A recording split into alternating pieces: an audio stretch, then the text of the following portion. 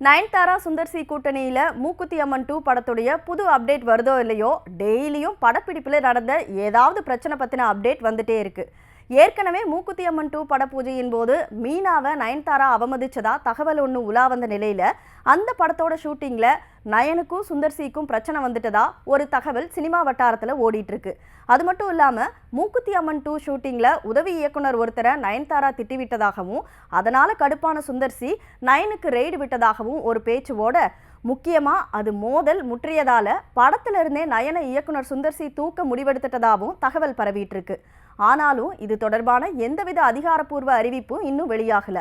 இந்த நிலையில எல்லா பிரச்சனையையும் முடிவுக்கு கொண்டு வந்துடலாம் அப்படிங்கிற ஐடியால நயன் மூக்குத்தி அம்மன் பட ஷூட்டிங்ல தனக்கான ஷாட் முடிஞ்சதும் கேரவனுக்கு போகாம யூனிட் ஆட்களுக்கு தேவையான உதவிகளை செஞ்சுட்டு வரதா சொல்லப்படுது.